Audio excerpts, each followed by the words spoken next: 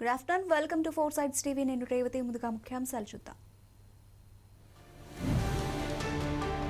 నేడు AP cabinet సమావేశం, పలు కీలక నిర్ణయాలు తీసుకోనున్న మంత్రివర్గం.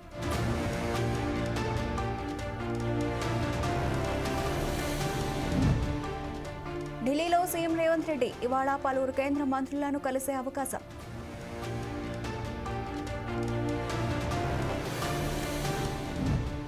తెలంగాణలో కొనసాగుతున్న పంచాయతీ పోలింగ్ కేంద్రాల వద్ద క్యూ కట్టిన ఓటర్లు.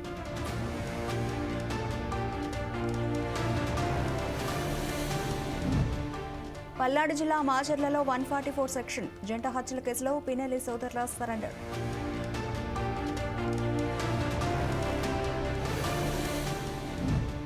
ఢిల్లీలో తగ్గని వాయు కాలుష్యం, నేడు పూర్ కేటగిరీలోనే గాలి నాణ్యత.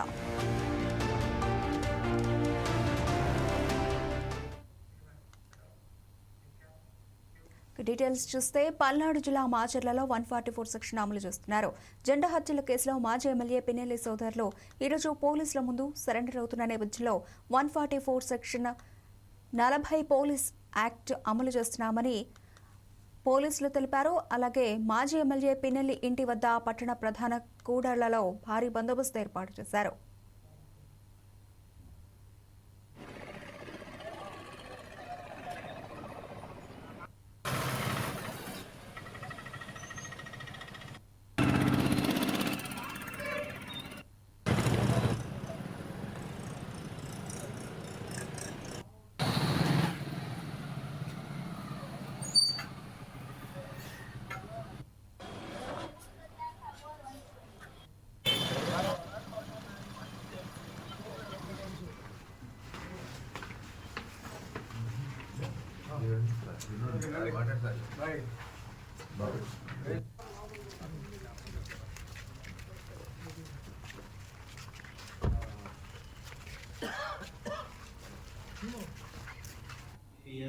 క్రైమ్ నంబర్ 40/2025 ముద్దాలైన పిన్నెల్లి రామకృష్ణారెడ్డి ఎక్స్ఎమ్మెల్యే మరియు పిన్నెల్లి వెంకటరెడ్డి రేపు మాచర్ల కోర్టులో సరెండర్ అవుతారని తెలుస్తూ ఉన్నారు.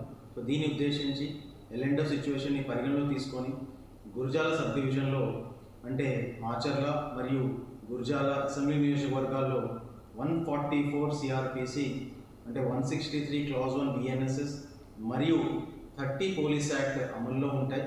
కావున ఎవరు కూడా అన్లాఫుల్ అసోసియేషన్స్ కానీ ర్యాలీస్ కానీ ప్రొసెషన్స్ కానీ తీయకూడదని క్లియర్గా తెలియజేయడం జరుగుతూ ఉన్నది. సో ఎవరైనా ఈ యొక్క ఉత్తర్వుల్ని అతిక్రమిస్తే ఖచ్చితంగా వారిపై చట్టపరమైన తీవ్ర చర్యలు తీసుకోవడం జరుగుతుంది. సో అందరూ కూడా దీన్ని కొంచెం గమనించి శాంతి భద్రతలకి భగ్నం లేకుండా పోలీసులకి సహకరిస్తారని చెప్పి ఆశిస్తున్నాం. సో అందరూ కూడా దీన్ని కొంచెం గమనించి ఈ యొక్క లా అండ్ ఆర్డర్ని పీస్ని మెయింటైన్ చేసే విధంగా సహకరిస్తారని ఆశిస్తూ ఎవరైనా దాన్ని అతిక్రమిస్తే మాత్రం ఖచ్చితంగా తీవ్రమైన చర్యలు తీసుకుంటారు. పల్నాడు జిల్లాలో రాజకీయ వేడి రాజుకుంది. జంట హత్యల కేసులో మాజీ ఎమ్మెల్యే పిన్నెల్లి రామకృష్ణారెడ్డి ఆయన సోదరుడు కోర్టులో లొంగిపోనున్న నేపథ్యంలో పోలీసులు ముందస్తు చర్యలు చేపట్టారు. ఇందులో భాగంగా మాజీ మంత్రి విడుదల రజనీని చిలకలూరుపేటలోని ఆమె నివాసంలో గృహ నిర్బంధం చేశారు.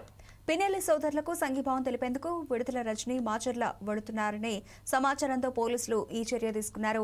ఈ పరిణామాల నేపథ్యంలో జిల్లాలో ఎలాంటి అవాంఛనీయ సంఘటనలు జరగకుండా చూసేందుకు గురజాల సబ్ డివిజన్ పరిధిలో 30 పోలీస్ యాక్ట్ను అమలు చేస్తున్నట్లు అధికారులు ఇప్పటికే ప్రకటించారు. ఇక ఇదే విషయానికి సంబంధించి మరిన్ని డీటెయిల్స్ మా గుంటూరు ప్రతినిధి హనుమంతరావు అందిస్తారు. హనుమంతరావు.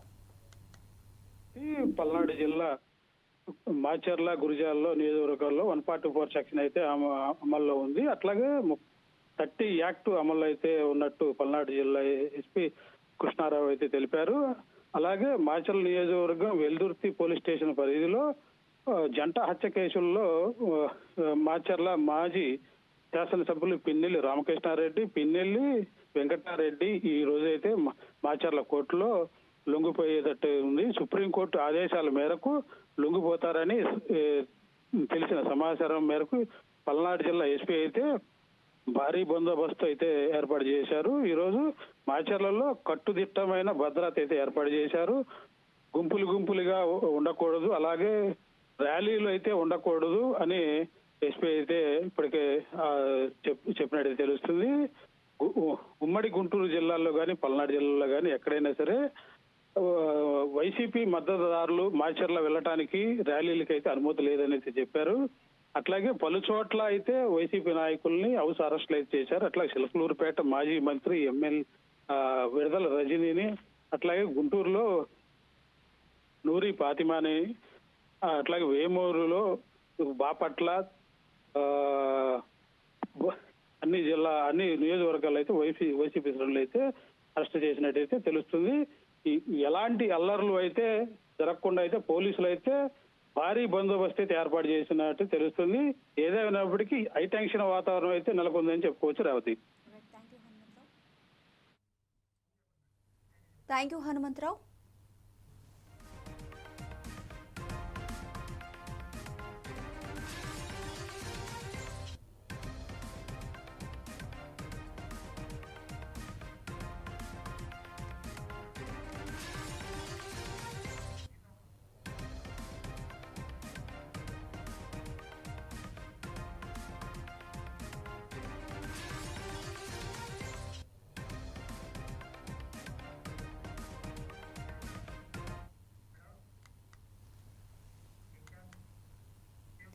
ఆంధ్రప్రదేశ్ మంత్రివర్గ సమావేశం జరగనుంది. చంద్రబాబు అధ్యక్షతన జరగనున్న ఈ సమావేశంలో పలు కీలక నిర్ణయాలు తీసుకోనున్నారు. అమరావతి నిర్మాణానికి నాబార్డ్ నుంచి 7,380.70 కోట్ల రూపాయల రుణం తీసుకునేందుకు సిఆర్డీఏకి అనుమతికి మంత్రివర్గం అనుమతి ఇవ్వనుంది.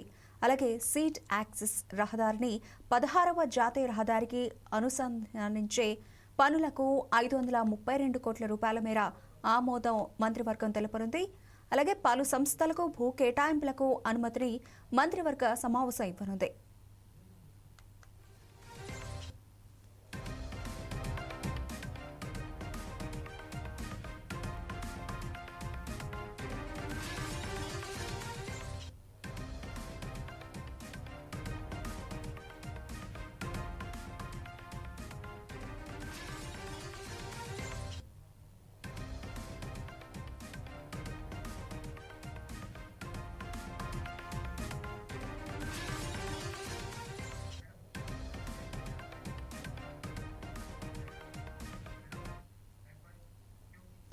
ఇక 169 కోట్ల రూపాయలతో లోక్ భవన్ నిర్మాణానికి టెండర్లు పిలిచేందుకు మంత్రివర్గ సమావేశంలో ఆమోదం తెలపనుంది.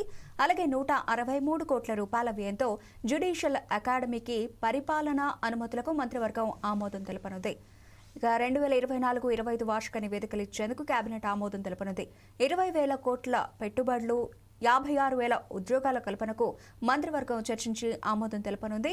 దీంతో పాటు పలు కీలక నిర్ణయాలు తీసుకునే అవకాశం ఉంది. రాజధాని అమరావతి పనులపై కూడా కీలక నిర్ణయాలు తీసుకునే అవకాశం ఉన్నట్లుగా తెలుస్తోంది. ఇక ఇదే విషయానికి సంబంధించి మరిన్ని డీటెయిల్స్ మా ప్రతినిధి హేమంత్ అందిస్తారు. హేమంత్, చెప్పండి, మరి కాసేపట్లో జరగబోయే ఏపీ కేబినెట్ సమావేశంలో ఎటువంటి అంశాలు చర్చకు రానున్నాయి, ఎటువంటి నిర్ణయాలు తీసుకుంటున్నారు? ఏదైతే ఆంధ్రప్రదేశ్ రాష్ట్ర ముఖ్యమంత్రి నారా చంద్రబాబు నాయుడు నేతృత్వంలో ఏపీ మంత్రి మండలి సమావేశం కాసేపటి క్రితం ప్రారంభమైంది. ఏదైతే ఈ కేబినెట్ భేటీ ఏదైతే ఉందో రాష్ట్ర సచివాలయంలో కాసేపటి క్రితం ప్రారంభమైంది. రేవతి, మొత్తం 44 అంశాలపైన మంత్రి మండలి సమావేశంలో సీఎం చర్చిస్తున్నారు. ఏదైతే ఎస్ఐపిబిలో ఆమోదం పొందిన ప్రాజెక్టులు ఏవైతే ఉన్నాయో వాటిని ఆమోద ముద్ర వేయనున్నారు. అలాగే సిఆర్డీఏ అథారిటీ నిర్ణయాలు కూడా ఆమోదం తెలిపే అవకాశం అయితే కనపడుతోంది. అమరావతి నిర్మాణానికి నాబార్డు నుంచి 7,380 కోట్లు సుమారు రుణం తీసుకునేందుకు సిఆర్డీఏకి అనుమతి ఇవ్వనుంది. అలాగే సీడ్ యాక్సిస్ రహదారిని 16వ జాతీయ రహదారికి అనుసంధానించే పనులకు దాదాపుగా 532 కోట్ల మేర ఆమోదం తెలిపే అవకాశం అయితే కనపడుతోంది. అలాగే పలు సంస్థలకు భూములు కేటాయించే విషయం కూడా గ్రీన్ సిగ్నల్ ఇచ్చే అవకాశం అయితే కనపడుతుంది కేబినెట్ సమావేశంలో. అలాగే 169 కోట్లతో లోక్ భవన్ నిర్మాణానికి టెండర్లు పిలిచే ఇందుకు కూడా ఆమోదం తెలపనుంది. అలాగే 163 కోట్లతో జ్యుడిషియల్ అకాడమీకి పరిపాలనా అనుమతులకు ఆమోదం తెలపనుంది. అలాగే 20,000 కోట్ల పెట్టుబడులు, అలాగే 56,000 ఉద్యోగాల కల్పనకు ఆమోదం తెలపనుంది ఈ మంత్రివర్గం ఈ సమావేశంలో. అలాగే కుప్పం పాలేరు నదిపై చెక్ డ్యాంల నిర్వహణ పరిపాలనా అనుమతుల మంజూరుపై కూడా మంత్రి మండలి ఓ నిర్ణయం తీసుకోనుంది. అలాగే గిరిజన సంక్షేమ శాఖలో 417 భాషా పండితుల పోస్టు పోస్టులను కూడా స్కూల్ అసిస్టెంట్లుగా పదోన్నతి చేయడానికి గ్రీన్ సిగ్నల్ అయితే ఇవ్వనుంది.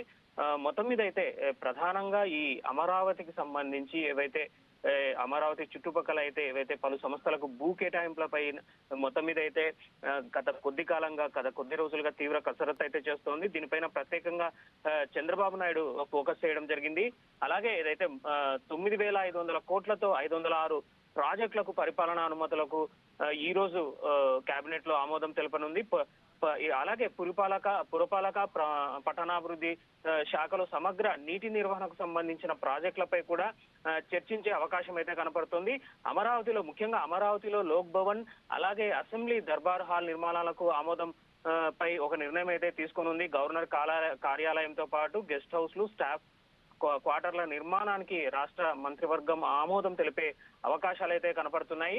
రేవతి మొత్తం మీద అమరావతి చుట్టుపక్కల అభివృద్ధి అన్న దానిపైనే ప్రత్యేకంగా ఫోకస్ చేశారు చంద్రబాబు నాయుడు. ఈవెన్ అధికారులతో అలాగే మంత్రులతో ఎప్పటికప్పుడు ఈ సమావేశాలు నిర్వహిస్తున్నారు. అమరావతి చుట్టుపక్కల ఎప్పటికప్పుడు ఏవైతే ఇప్పుడు పరిపాలనా అనుమతులు కావచ్చు, ప్రాజెక్టులు అవ్వచ్చు, వీటికి సంబంధించి ఎప్పటికప్పుడు ఆయన సమీక్షా సమావేశాలు అయితే నిర్వహిస్తున్నారు. ముఖ్యంగా అమరావతికి సంబంధించి అభివృద్ధి పనులపైన ఇప్పటికే ఆయన పలుమార్లు మంత్రివర్గ సమావేశంలో చర్చించడం జరిగింది. పరిపాలన సౌలభ్యము అలాగే ఫండ్స్ గురించి కూడా ఆయన క్లియర్ గా కేబినెట్ సమావేశంలో అంటే గత కేబినెట్ సమావేశంలో ఆయన చర్చించడం జరిగింది.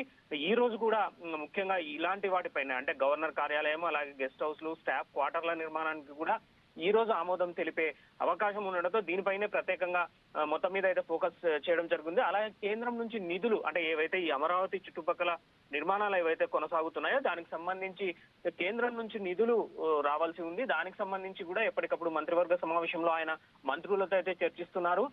అలాగే ఏవైతే ప్రస్తుతం ఏవైతే ఉన్నాయో ఈ అభివృద్ధి అన్న దానిపైన ప్రత్యేకంగా ఫోకస్ చేయడం జరుగుతుంది. అలాగే ఈ మంత్రివర్గ సమావేశం అనంతరం ఆయన మంత్రులతో ప్రత్యేకంగా సమావేశం అయితే కానున్నారు.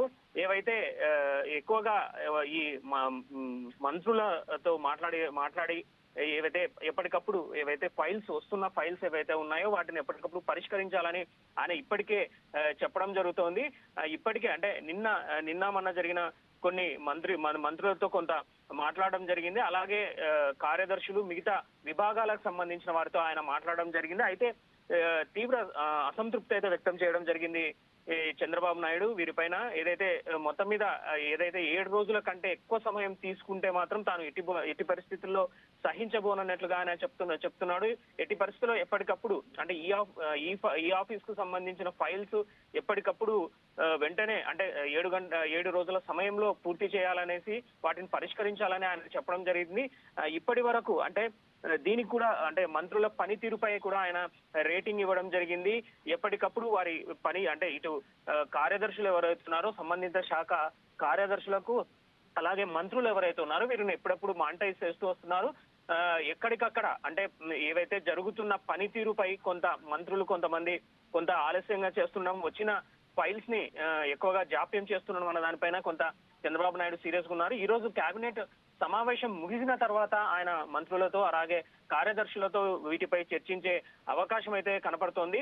ముఖ్యంగా ఎవరైతే మంత్రులు ఉన్నారో అలాగే కార్యదర్శులు కలెక్టర్లు ఎవరైనా సరే ఫైల్స్ పరిష్కారంలో వెనుకబడితే మాత్రం తాను స్వయంగా వాటిని పరిశీలించి దాన్ని మొత్తం మీద ఎక్కడికక్కడ సమస్యలు పరిష్కరించకుండా తానే స్వయంగా దాన్ని పర్యవేక్షిస్తానట్లుగా చంద్రబాబు నాయుడు చెప్పడం జరుగుతోంది. ఏదైతే కార్యదర్శులు ఎవరైతే ఉన్నారో ప్రధానంగా వీరు కూడా ఎప్పటికప్పుడు ఫైల్స్ ని క్లోజ్ చేయాలి, సమస్యను 7 రోజుల లోపల పూర్తి చేసి ఆ సమస్య పరిష్కారం చూపించాలనేసి ఆయన గట్టిగా చెప్తున్నాడు. ఈ రోజు ఈవినింగ్ ఏదైతే ఇప్పుడు కేబినెట్ సమావేశం ముగిసిన తర్వాత ఈ మంత్రులతో అలాగే కార్యదర్శులతో ప్రభుత్వ కార్యదర్శులతో సమావేశం అయ్యే అవకాశం అయితే కనపడుతోంది. Revathi. Thank you Hemanth. Right, thank you Hemant.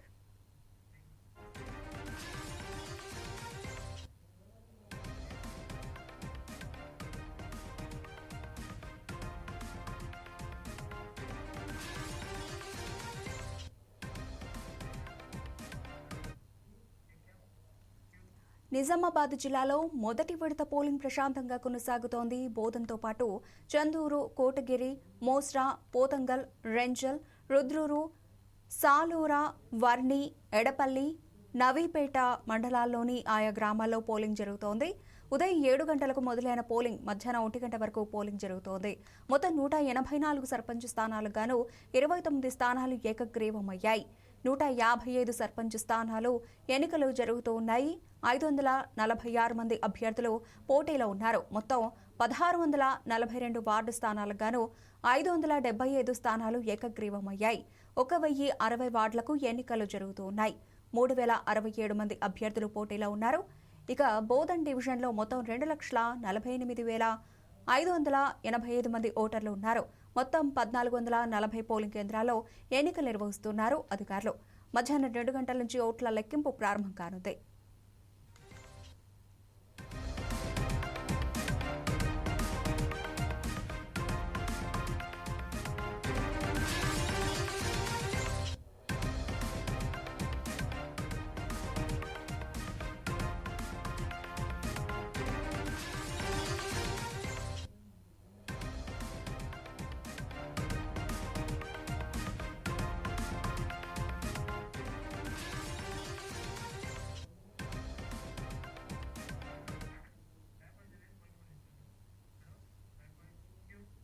ఇక కామారెడ్డి జిల్లా విషయానికి వస్తే మొదటి విడతలో మొత్తం 167 గ్రామ పంచాయతీలకు గాను 157 గ్రామ పంచాయతీలకు ఎన్నికలు జరుగుతున్నాయి.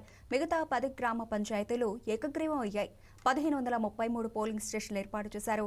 76 వార్డులు ఏకగ్రీవం కాగా మిగతా వార్డులకు ఎన్నికలు జరుగుతున్నాయి. కామారెడ్డి డివిజన్లో మొత్తం 2,48,668 మంది ఓటర్లున్నారు. అందులో 1,18,342 మంది పురుష ఓటర్లు ఉండగా 1,30,322 మంది మహిళా ఓటర్లు ఉన్నారు. మొదటి విడతలో 1,848 మంది పోలింగ్ అధికారులు విధుల్లో ఉన్నారు. 2,501 మంది ఇతర పోలింగ్ అధికారులు విధుల్లో ఉన్నారు. అటు బోధన ఇటు కామారెడ్డి డివిజన్లలో పోలింగ్ సజావుగా సాగేందుకు చర్యలు తీసుకున్నారు నిజామాబాద్ జిల్లా కలెక్టర్ వినయ్ కృష్ణారెడ్డి. కామారెడ్డి జిల్లా కలెక్టర్ ఆశిష్ సంఘ్వాన్. ఉమ్మడి నిజామాబాద్ జిల్లాలో ఎన్నికల సరళిపై పూర్తి సమాచారం మా ప్రతినిధి రాజు అందిస్తారు. రాజు, చెప్పండి, ఇప్పటి వరకు ఎంత మేర ఓటు శాతం నమోదైనట్లుగా తెలుస్తోంది? డీటెయిల్స్ ఏంటి? రేవతి, నిజామాబాద్ జిల్లాలో మొదటి విడత పోలింగ్ మాత్రం ప్రశాంతంగా కొనసాగుతుంది. ఉదయం 7 గంటలకు ప్రారంభమైన ఈ పోలింగ్ ప్రక్రియ 1 గంట వరకు సాగే అవకాశం ఉంది. ఎటువంటి అవాంఛనీయ ఘటనలు జరగకుండా అధికార యంత్రాంగం కట్టుదిట్టమైనటువంటి చర్యలు చేపట్టినటువంటి పరిస్థితి. రాష్ట్ర ఎన్నికల సంఘం ఆదేశాల మేరకు భారీ బందోబస్తుతో ఎన్నికలను సజావుగా నిర్వహించేందుకైతే జిల్లా అధికార యంత్రాంగం అయితే అప్రమత్తమైనటువంటి పరిస్థితి. నిజామాబాద్ కలెక్టర్ వినయ్ కృష్ణారెడ్డితో పాటు కామారెడ్డి జిల్లా కలెక్టర్ ఆశిష్ సంఘ్వాన్ ఇద్దరి ఆధ్వర్యంలో ఎట్టకేలకైతే అధికార యంత్రాంగం అయితే విధుల్లో నిమగ్నమైనటువంటి పరిస్థితి మనం చూస్తున్నాం. ప్రస్తుతం నిజామాబాద్ జిల్లాకు సంబంధించి తీసుకుంటే బోధన్ డివిజన్ లోని బోధన్ తో పాటు చందూర్, కోటగిరి, పోతంగల్, మోస్రా, సాలూరా, వర్ణి, ఎడపల్లి, రెంజల్ ఈ మండలాలలోని ఆయా గ్రామాల్లో పోలింగ్ అయితే ఉదయం 7 గంటల నుంచి ప్రారంభమైంది. ఇంకా కొనసాగుతున్నటువంటి పరిస్థితి. ఇప్పటి వరకు దాదాపు 54% మేర పోలింగ్ శాతం నమోదైనట్టుగా అధికారుల నుంచి మనకు అఫీషియల్ గా అనౌన్స్మెంట్ వచ్చింది. ఈ క్రమంలో మొత్తం నిజామాబాద్ జిల్లాకు సంబంధించి అందులోనూ బోధన్ సెగ్మెంట్ లో ఇవాళ జరగబెట్టేటువంటి పోలింగ్ ప్రక్రియకు సంబంధించి 184 సర్పంచ్ స్థానాలకు గాను ఇప్పటికే 24 స్థానాలు ఏకగ్రీవం అయ్యాయి. 155 సర్పంచ్ స్థానాలకు ప్రస్తుతం ఎన్నికలు జరుగుతున్నాయి. 546 మంది అభ్యర్థులు పోటీలో ఉన్నట్టుగా తెలుస్తుంది. మొత్తం 1642 వార్డు స్థానాలు గాను ఇప్పటికే 575 వార్డు స్థానాలు ఏకగ్రీవం కాగా మిగతా 1060 వార్డులకు ప్రస్తుతం ఎన్నికలు జరుగుతున్నాయి. మొత్తం ఈ వార్డు మెంబర్ అభ్యర్థులకు సంబంధించి ఇప్పటికే 3067 మంది అభ్యర్థులు అయితే పోటీలో ఉన్నారు. ఇక బోధన డివిజన్ లో మొత్తం 2,48,525 మంది ఓటర్లు ఉండగా అందులో దాదాపు పురుష ఓటర్లు అండ్ మహిళా ఓటర్లు కూడా మొత్తం ఇక్కడ ఇవాళ పోలింగ్ లో వాళ్ళు స్వచ్ఛందంగా పాల్గొంటున్నారు. తమ ఓటును వినియోగించుకోబోతున్నారు. మొత్తం 1440 పోలింగ్ కేంద్రాలను పోలింగ్ కేంద్రాలు ఎన్నికలైతే సజావుగా నిర్వహిస్తున్నారు. అధికారులు మాత్రం 2 గంటల నుంచి ఓట్ల లెక్కింపు ప్రక్రియ ప్రారంభించే అవకాశం ఉంది. ఇక కామారెడ్డి జిల్లా విషయానికి వచ్చేసరికి మొత్తం మొదటి విడతలో 167 గ్రామ పంచాయతీలకు గాను ప్రస్తుతం 10 గ్రామాలు దాంట్లో ఏకగ్రీవం అయ్యాయి. మిగతా 157 గ్రామ పంచాయతీలకు ప్రస్తుతం ఎన్నికలు జరుగుతున్నాయని చెప్పొచ్చు. దాంట్లో 10 గ్రామ పంచాయతీలు మాత్రం ఇప్పటికే ఏకగ్రీవం అయినటువంటి పరిస్థితి. మొత్తం 1533 పోలింగ్ స్టేషన్లను అధికార యంత్రాంగం ఏర్పాటు చేసింది. 76 వార్డులు ఏకగ్రీవం కాగా మిగతా వార్డులకు సంబంధించి ఇవాళ ఎన్నికలు అయితే ప్రశాంతంగా జరుగుతున్నాయని చెప్పొచ్చు. కామారెడ్డి డివిజన్ లో మొత్తం ఓటర్ల విషయానికి వస్తే 2,48,668 ఓటర్లు ఉండగా అందులోనూ పురుష ఓటర్లకు సంబంధించి 1,18,342 మంది పురుష ఓటర్లు తమ ఓటును అయితే ఇవాళ వినియోగించుకుంటున్నారని చెప్పొచ్చు. అదే సందర్భంలో 1,30,322 మంది మహిళా ఓటర్లు కూడా ఉండగా వారంతా కూడా ఇవాళ ఓటు హక్కును వినియోగించుకోబోతున్నారు. మొదటి విడతలో 1,848 మంది పోలింగ్ అధికారులు అయితే ప్రస్తుతం కామారెడ్డిలో విధుల్లో ఉన్నట్లుగా తెలుస్తుంది. 2,501 మంది ఇతర పోలింగ్ అధికారులు కూడా విధుల్లో ఉన్నారు. అటు బోధన్ ఇటు కామారెడ్డి ఈ 2 డివిజన్లలో పోలింగ్ సజావుగా సాగేందుకైతే చర్యలు తీసుకున్నారు. నిజామాబాద్ జిల్లా కలెక్టర్ టి వినయ్ కృష్ణారెడ్డితో పాటు కామారెడ్డి జిల్లా కలెక్టర్ ఆకేష్ సంగ్వాన్ ఆధ్వర్యంలో ఎన్నికలు పకడ్బందీగా అమలు పరిచేందుకు రాష్ట్ర ఎన్నికల సంఘం కూడా ఆదేశాలు జారీ చేసింది. రాష్ట్ర ఎన్నికల సంఘం ఆదేశాల మేరకు ఉదయం 7 గంటలకు ప్రారంభమైనటువంటి ఎన్నికల ప్రక్రియ ఇంకా 1 గంట సమయానికైతే పూర్తి కావచ్చుంది. అయితే లైన్ లో కొంతమంది సమయాభావం కారణంగా కూడా కొన్ని ప్రాంతాల్లో సమస్యాత్మకమైనటువంటి ప్రాంతాలకు సంబంధించి ఒకవేళ పోలింగ్ పార్టిసిపేషన్ చేయనటువంటి ఎవరైతే ఓటర్స్ ఉంటారో వారికి అక్కడ లైన్ లో క్యూలో నిలబడినటువంటి వ్యక్తికి మాత్రమే 1 గంట తర్వాత వారికి టైం తీసుకున్నా కూడా వారికి ఓటు వేసే అవకాశం కూడా కల్పిస్తున్నారు అధికారులు. ఈ క్రమంలో అధికారులు కూడా ఖచ్చితంగా ఇన్ టైంలో వచ్చి ఓట్లు వేసుకొని స్వచ్ఛందంగా ఓటు హక్కును వినియోగించుకొని వెళ్ళాలని కూడా విజ్ఞప్తి చేస్తున్నారు. రైట్, థ్యాంక్ యూ రాజు.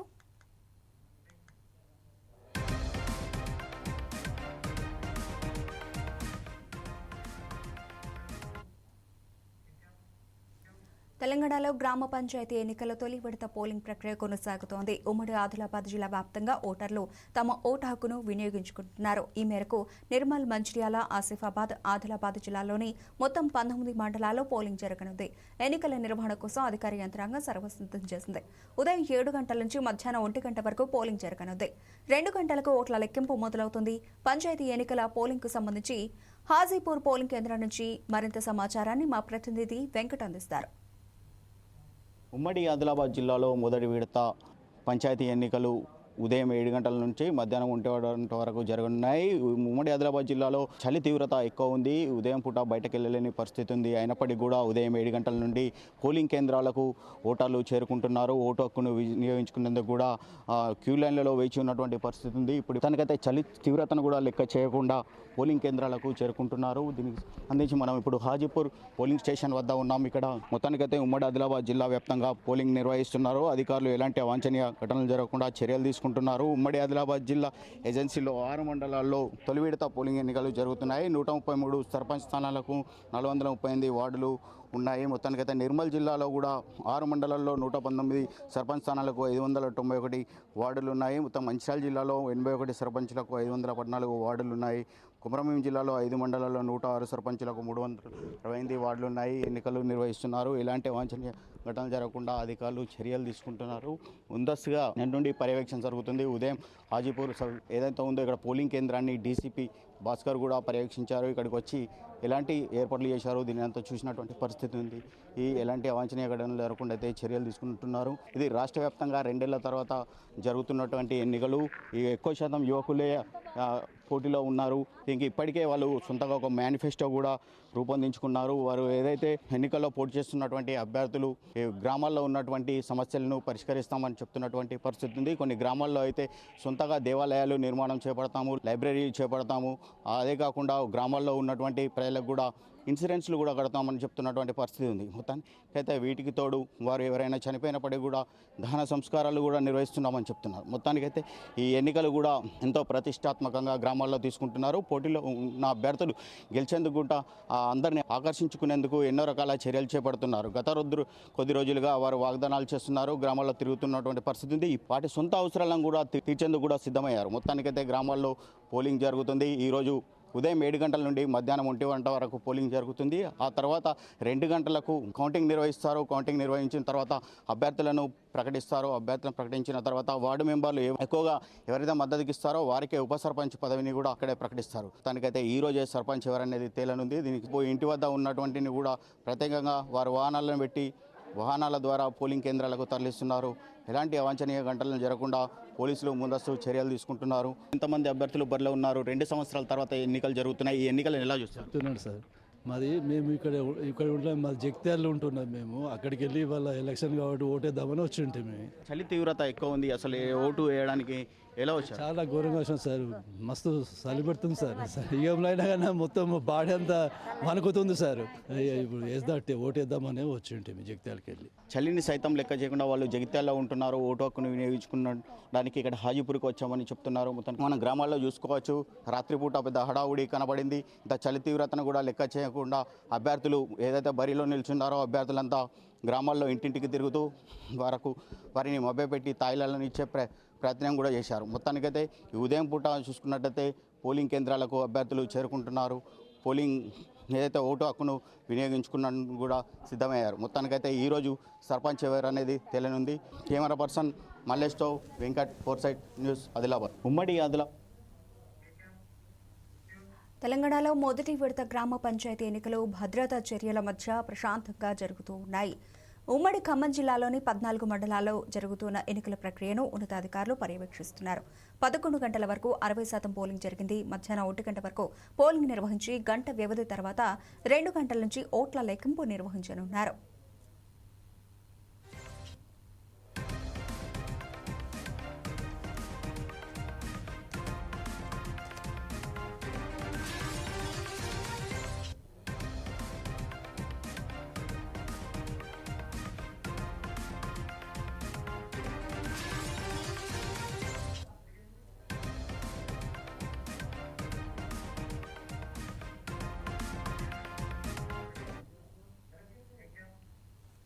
తెలంగాణ మొదటి విడత గ్రామ పంచాయతీ ఎన్నికలకు పోలింగ్ ప్రక్రియ జరుగుతోంది. అయితే కరీంనగర్ జిల్లా గంగాధర మండలంలోని మధురానగర్ గ్రామంలో స్వల్ప ఉద్రిక్తత ఏర్పడింది. ప్రభుత్వ జూనియర్ కళాశాలలో ఏర్పాటు చేసిన పోలింగ్ కేంద్రంలోకి మీడియా ప్రతినిధులను పోలీసులు అనుమతించలేదు. దాంతో కాసేపు పోలీసులు విలేకరుల మధ్య వాగ్వాదం చోటు చేసుకుంది. కొన్ని పోలింగ్ కేంద్రాల్లోకి అనుమతి ఇచ్చి మరికొన్ని పోలింగ్ కేంద్రాల్లోకి అనుమతి ఇవ్వకపోవడంపై మీడియా ప్రతినిధులు తీవ్ర అభ్యంతరం తెలిపారు.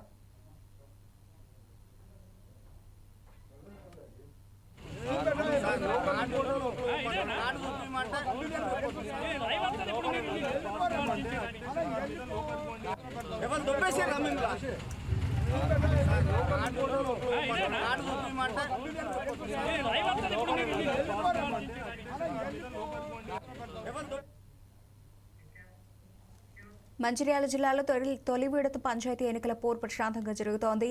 హాజీపూర్ మండలంలో మొదటి విడత ఎన్నికలు నిర్వహిస్తున్నారు. ఉదయం నుంచి ఓటు వేసేందుకు ప్రజలు బారులు పోలింగ్ స్టేషన్ వద్ద వంటి అవాంఛనీయ సంఘటనలు చోటు చేసుకోకుండా పోలీసులు భారీ బందోబస్తు ఏర్పాటు చేశారు.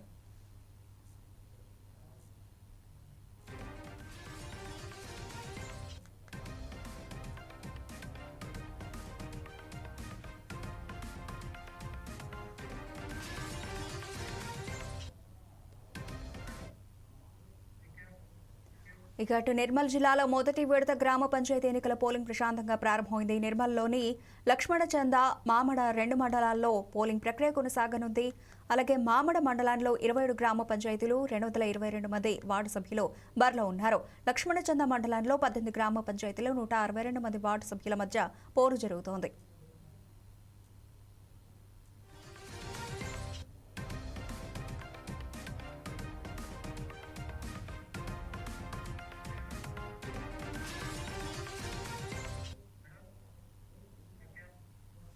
తెలంగాణలో గ్రామ పంచాయతీ ఎన్నికల మొదటి విడత పోలింగ్ కొనసాగుతోంది. ఖమ్మం, భద్రాద్రి జిల్లాల పోలింగ్ ప్రశాంతంగా కొనసాగుతోంది.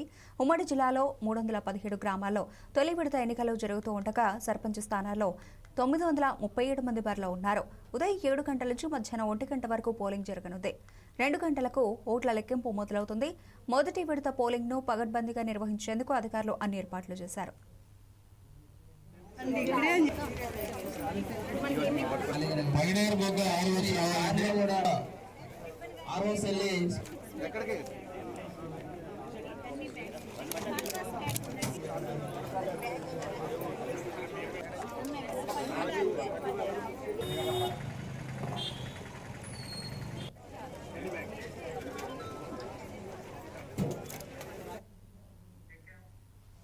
ఉమ్మడి కరీంనగర్ జిల్లా వ్యాప్తంగా మొదటి దఫాగా కొనసాగుతోన్న సర్పంచ్ ఎన్నికలు. ఈ మేరకు పోలింగ్ను పగడ్బందీగా నిర్వహించేందుకు అధికారులు అన్ని ఏర్పాట్లు చేశారు. పోలింగ్ స్టేషన్ వద్ద ఎటువంటి అవాంఛనీయ సంఘటనలు చోటు చేసుకోకుండా పోలీసులు భారీ బందోబస్తు ఏర్పాటు చేశారు. 11 గంటల వరకు ఉమ్మడి వరంగల్ జిల్లా వ్యాప్తంగా 52% ఓటింగ్ జరిగినట్టు అధికారులు తెలిపారు.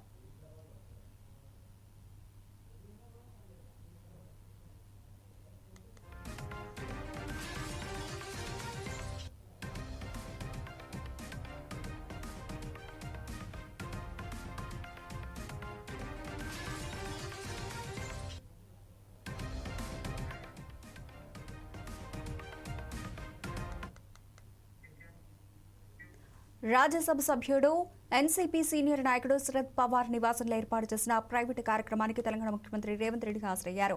ఈ సందర్భంగా కార్యక్రమానికి వచ్చిన లోక్సభ ప్రతిపక్ష నేత రాహుల్ గాంధీ, ఎంపీ ప్రియాంక గాంధీ వాద్రాను మర్యాదపూర్వకంగా కలిశారు. వారితో సీఎం రేవంత్ కాసేపు ముచ్చటించారు.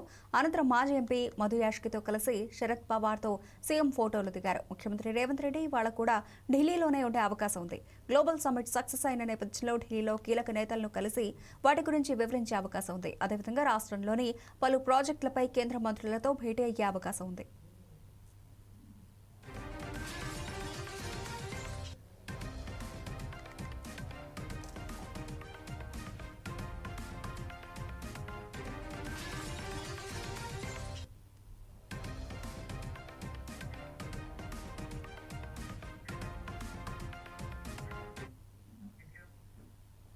That's all for now. Keep watching Food Sites TV.